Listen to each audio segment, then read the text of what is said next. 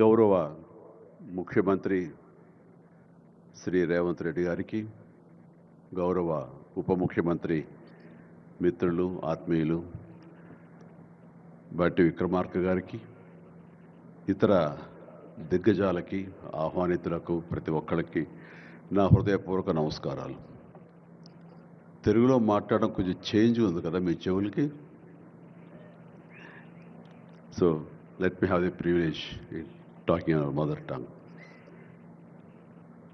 ఇక్కడ మీ అందరికీ అనిపించవచ్చు, ఇక్కడ ఉన్నటువంటి ఆహ్వానితుల్లో చీఫ్ గెస్ట్ ఒక్కొక్కళ్ళు ఒక్కొక్క రంగానికి సంబంధించిన వాళ్ళు, ఫైనాన్స్ రంగానికి సంబంధించిన వాళ్ళు, అలాగే మాజీ గవర్నర్ ఆర్బీఐ సుబ్బారావు గారు, అలాగే ఇతర ఫైనాన్స్ వ్యక్తులు, అలాగే ఆటోమొబైల్ దిగ్గజం మహేందర్ గారు, ఇంతమంది ఉండగా వీళ్ళల్లో చిరంజీవి ఏమిటి సినిమావాడు అనే భావం మీకు ఉండొచ్చు. మీకు కదా, నాకే ఉంది అది. నేను ఎంతో ఇక్కడ ఫిట్ అవుతాను అనే నాకే అనిపించచ్చు. కానీ నా మీద ఎంతో గౌరవంతో ఒక సోదరుడుగా మన ముఖ్యమంత్రి గారు చిరంజీవి రావాలి అని నిన్న మన బట్టి విక్రమార్క గారిని, అలాగే IT and industrial minister Sridhar గారిని నా దగ్గరికి పంపించారు. సరిగ్గా వాళ్ళు వచ్చే సమయానికి నేను ఏ పొజిషన్లో ఉన్నాను తెలుసా అండి? ఎవరో అమ్మాయితో డ్యాన్స్ చేస్తూ ఉన్నాను. చాలా ఇబ్బంది అనిపించింది అన్నపూర్ణ స్టూడియోలో. సో ఆ సమయంలో వాళ్ళిద్దరు కూర్చోబెట్టి షూటింగ్ ఆపేయంట్రా అని చెప్పి వారి ఇచ్చిన తర్వాత అంత ఆప్యాయంగా నన్ను ఆహ్వానిస్తుంటే, ఇంత గొప్ప సభకి, ఇలాంటి ఒక గొప్ప గ్లోబల్ సమ్మిట్కి, తెలంగాణ రైజింగ్ అంటూ ఒక గొప్ప ఇనిషియేషన్కి 2047 ఇది ఎట్లా ఉండాలి అనే ఆ ఊహ తన బ్రెయిన్ చైల్డ్ అయినటువంటి మన ముఖ్యమంత్రి గారు ఆహ్వానిస్తే అది చాలా ప్రివిలేజ్డ్గా ఫీల్ అయ్యాను, ఎంతో గౌరవంగా ఫీల్ అయ్యాను, ఎంతో ఆనందంగా ఉన్నాను. మీ అందరితో పాటు ఈరోజు ఇక్కడ నేను పార్టిసిపేట్ చేయడం అనేది నాకు దక్కిన గొప్ప అవకాశం, గొప్ప అదృష్టంగా నేను భావిస్తున్నాను. అయితే ఇక్కడ కేవలం చిరంజీవికి మాత్రమే ఇచ్చారు, అందుకే చిరంజీవిని ఆహ్వానించి అక్కడ కూర్చోబెట్టారు అని నేను అనుకోవటం లేదు. ఇది రేవంత్ రెడ్డి గారికి సినిమా పరిశ్రమ మీద ఉన్నటువంటి గౌరవం, సినిమాల ఇంపాక్ట్ ఈ సొసైటీలో ఎలాగ ఉంటుందో బాగా తెలిసిన వ్యక్తిగా వాళ్ళందరి తరపున ఒక వ్యక్తి ఉండాలి కాబట్టి చిరంజీవిని ఆహ్వానించారని మాత్రమే అనుకుంటున్నాను. ఈరోజు నేను ఒక చిరంజీవిగా రాలేదు, చిత్ర పరిశ్రమ తరపున ఒక ఏజెంట్గా, వాళ్ళ రిప్రజెంటేటివ్గా నేను ఈ రోజున వచ్చాను, ఇక్కడ ఆహ్వానించబడ్డాను. కాబట్టి దానికి ప్రత్యేకించి పరిశ్రమ తరపున శ్రీ రేవంత్ రెడ్డి గారికి మనస్ఫూర్తిగా నా హృదయపూర్వక ధన్యవాదాలు తెలియజేస్తున్నాను. సార్, మీకు గుర్తుంటే మీరు ప్రభుత్వం ఏర్పాటు చేసిన కొత్తల్లో మొదటి వారంలోనే ఎప్పుడో నేను మిమ్మల్ని అభినందించడానికి నేను వచ్చినప్పుడు మీరు నాతో అన్న మొట్టమొదటి మాట, ఈ హైదరాబాద్ని ఫిలిం హబ్గా చేయాలి. అదేదో ఒక తెలుగు ఇండస్ట్రీ వరకో, లేకపోతే సౌత్ ఇండియన్ ఫిలిం ఇండస్ట్రీ వరకో, లేకపోతే భారతీయ వరకో కాదు, గ్లోబల్. మనకి ఏమి తక్కువ అని, ఇక్కడ ఏ వనరులు తక్కువ అని చెప్పేసి, ఏ ఎంకరేజ్మెంట్ తక్కువ అని చెప్పేసి మనం ఎందుకు చేయలేకపోతున్నాం? ఎందుకు కొన్ని తెలుగు ఫిలిమ్స్ ఒక లాంగ్వేజ్కే మనం కన్ఫైన్డ్ అయ్యాం? కాబట్టి నా ఉద్దేశంలో ఇది గ్లోబల్గా అన్ని రకాల ఇండస్ట్రీస్, ఇతర లాంగ్వేజ్ నుంచి సినిమా వాళ్ళు ఇక్కడ రావాలి, ఇక్కడ షూటింగ్ చేసుకోవాలి, అది నా ధ్యేయం అని అన్నప్పుడు చాలా ధైర్యంగా మాట్లాడుతున్నారు. అది నిజం కుదురుతుందా? ఎక్కడి నుంచో ఇతర దేశాల నుంచి వచ్చి ఇక్కడ షూటింగ్ చేయటం అన్నది, నేను టూరిజం మినిస్టర్గా ఉన్నప్పుడు ఫిలిం టూరిజంగా ఇక్కడ ఎంతోమంది ఆహ్వానించడానికి ఎంతో శ్రమ పడ్డాం, ఎంతో కష్టించాం. కానీ ఇక్కడ ఉన్నటువంటి అట్మాస్ఫియర్ కానీ, ఎంకరేజ్మెంట్ కానీ ఆయా గవర్నమెంట్లు అంత లేకుండా ఉండటంతో అది అంత పూర్తిగా సఫలీకృతం కాలేకపోయాం.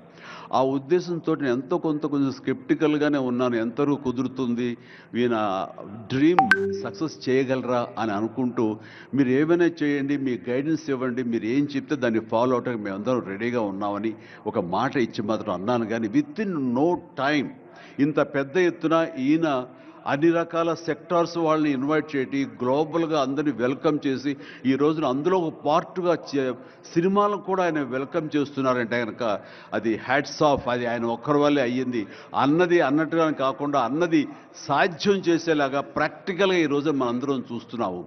ఇది చాలు, డెఫినెట్గా ఆయన అనుకున్నది సాధిస్తారనే ప్రగాఢమైన నమ్మకం నాకు ఏర్పడింది. ఎందుకంటే ఆయన అన్నది హైదరాబాద్ అనేది సెంట్రల్ లొకేటెడ్ మన కంట్రీలో. ఏ ఇతర ఇంపార్టెంట్ సిటీస్కి వెళ్ళాలని సరే 1 అవర్ డిస్టెన్స్లోనే ఉంది. మేబీ ఢిల్లీ ఇంకొక 1 అవర్ పడుతుందేమో తప్ప. అండ్ ఇక్కడ లేని లొకేషన్స్ ఎక్కడ లేవు, ఎక్కడ లేకుండా పోలేదు.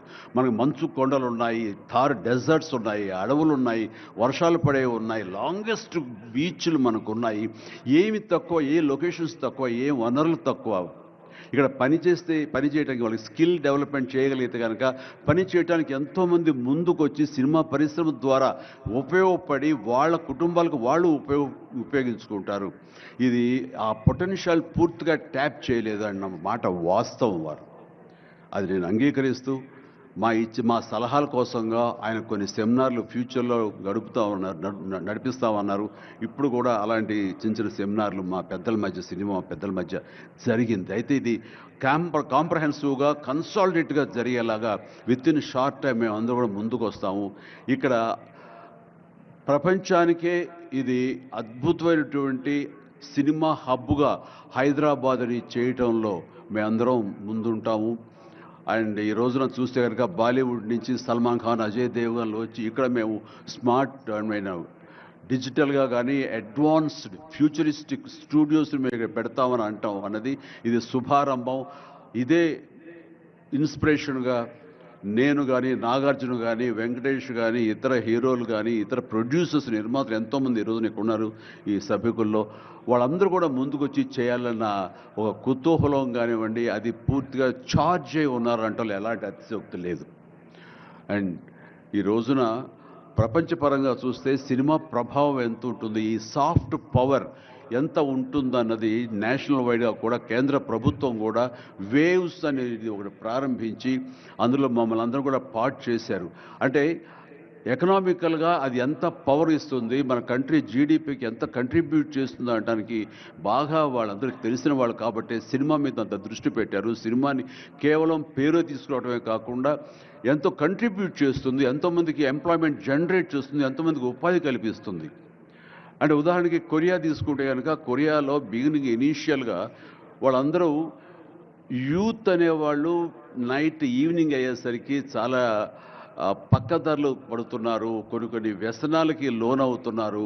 ఆ రకంగా యూత్ నిర్వీర్యమైపోతుంది. ఏం చేయాలంటాం వాళ్ళందరూ కలిపి వీళ్ళని ఎంటర్టైన్మెంట్ వైపు కనుక మనం డైవర్ట్ చేయగలిగితే, be it is music, be it is singing or films, ఇంకోటి ఇవన్నీ ఎంటర్టైన్మెంట్గా చేయగలిగితే కనుక వాళ్ళు ఆక్యుపై అయి ఉంటారు. తద్వారా వాళ్ళు ప్రోగ్రామ్స్ ఇవ్వగలుగుతుంటారు. వాళ్ళందరూ నిష్ణాతులయ్యి వాళ్ళ ఫ్యామిలీకి వాళ్ళు బాసటగా ఉంటారు. తద్వారా వాళ్ళ నుంచి జనరేట్ అయ్యి ఎంతో కొంత వాళ్ళు క్రైమ్ వైపు వెళ్లకుండా ఉంటారు. ఆ రకంగా క్రైమ్ రేట్ తగ్గించుకోవచ్చు అనే భావంతో కొరియన్ గవర్నమెంట్ స్టార్ట్ చేసింది. కానీ ఈ రోజున ప్రపంచపరంగా Korea K pop, K drama, K music అంటూ కొరియన్ను వాళ్ళ ఎకానమీ, వాళ్ళ జీడిపికి ఎంతో కొంత కంట్రిబ్యూట్ చేస్తుంది. ఎన్నో బిలియన్స్ ఆఫ్ డాలర్స్ కంట్రిబ్యూట్ చేస్తుంది ఈ యొక్క సాఫ్ట్ పవర్ మ్యూజిక్ అన్నది.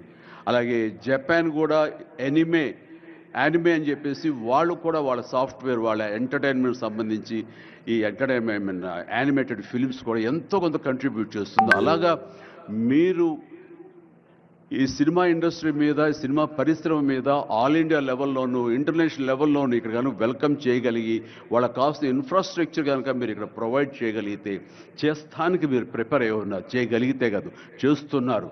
దానికి మా నుంచి పార్టిసిపేషన్ కావాలి.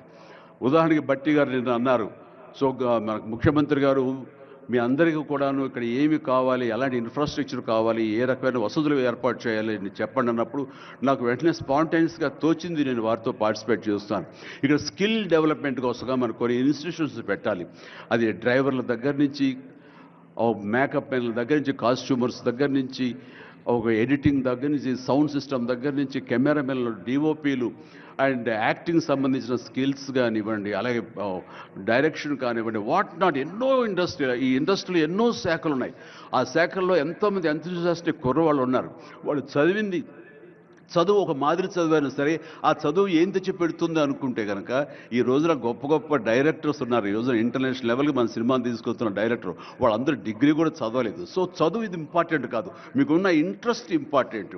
ఆ ఇచ్చేటువంటి గవర్నమెంట్ ఆఫ్ తెలంగాణ ఈ రోజున మనకి ఇస్తున్న ఈ అవకాశాలను సద్వినియోగం పరుచుకుని మీరందరూ కనుక రాగలిగి ముందుకు వచ్చి ఈ యొక్క ఇన్ఫ్రాస్ట్రక్చర్ సంబంధించి వీళ్ళు ఇచ్చిన ఫెసిలిటీస్ని వినియోగించుకుంటూ స్కిల్ డెవలప్మెంట్ ముందు చేసుకోగలిగితే కనుక మీరు ఎక్కడికి వెళ్ళినా సరే వాళ్ళు ఎంతోమంది వెబ్ సిరీస్ తీస్తున్నారు, అలాగే టీవీ సీరియల్స్ తీస్తున్నారు, సినిమాలు తీస్తున్నారు, పెద్ద సినిమాలు తీస్తున్నారు, చిన్నవి తీస్తున్నారు.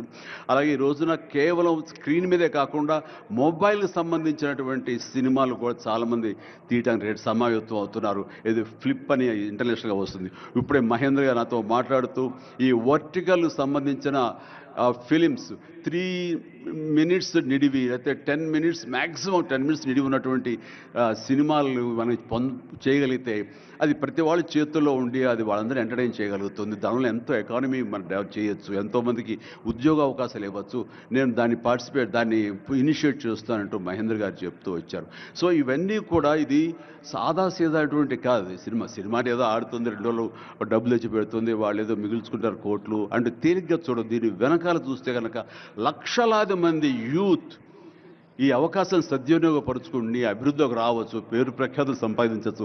తద్వారా ఇన్ రిటర్న్ మీరు కూడా ఈ కంట్రీకి, మన తెలంగాణకి మీరు ఎంతో కొంత ఎకనామికల్గా మన గ్రోత్ అవడానికి ఆర్థికంగా కూడా మీ సపోర్టు లభిస్తుంది. ఇది మ్యూచువల్లీ రిసిప్రోకల్. కాబట్టి ఈ రోజున ఇక్కడ స్టూడియోకి స్థలాలు ఇస్తామంటున్నారు. స్కిల్ డెవలప్మెంట్కి కావాల్సిన క్లాసెస్ కావాల్సిన ఫ్యాకల్టీస్ కనుక అధ్యాపకులు మనం తెచ్చుకుంటే వాళ్ళ ద్వారా ఎంతోమంది ట్రైనింగ్ ఇచ్చిన వాళ్ళం అవుతాము. ఇది సద్వినియోగపరచుకోండి. దీని మీద మన ఇండస్ట్రీలో పెద్దలు కూడా సీరియస్గా ఆలోచించండి. దీని మీద నేనైతే సీరియస్గా తీసుకున్నాను, వారితో అదే అన్నాను. మీరు ఒక సెమినార్ లాంటిదో లేకపోతే చిన్న క్లోజ్డ్గా మీరందరూ నాకు ఇన్వైట్ చేయగలిగితే కనుక ఇలాంటివి ఏమైనా సదస్సులు మాకు చిన్న ఎత్తులో సినిమాకు సంబంధించి మీరు చేయగలిగితే కనుక మేమందరూ దీన్ని మరింత ముందుకు తీసుకువెళ్ళి మీ కళ ఏదైతే ఉందో, మీ బ్రెయిన్ చైల్డ్ ఏదైతే ఉందో దాన్ని ముందుకు తీసుకెళ్ళి ప్రపంచం మొత్తం ఎంటర్టైన్మెంట్ రంగానికి సంబంధించి ఈ తెలంగాణ వైపు, ఈ హైదరాబాద్ వైపు మనం చూసేలాగా చేస్తామనే ధైర్యం నాకుంది, భరోసా ఇస్తున్నాను. నా వంతు కృషి నేను చేస్తాను. నా ఈ అవకాశం ఇచ్చేందుకు ధన్యవాదాలు మా ముఖ్యమంత్రి గారికి, అలాగే ప్రతి ఒక్కరికి నా హృదయపూర్వక ధన్యవాదాలు మరొకసారి తెలియజేస్తున్నాను, ముగిస్తున్నాను. జై తెలంగాణ, జై హింద్.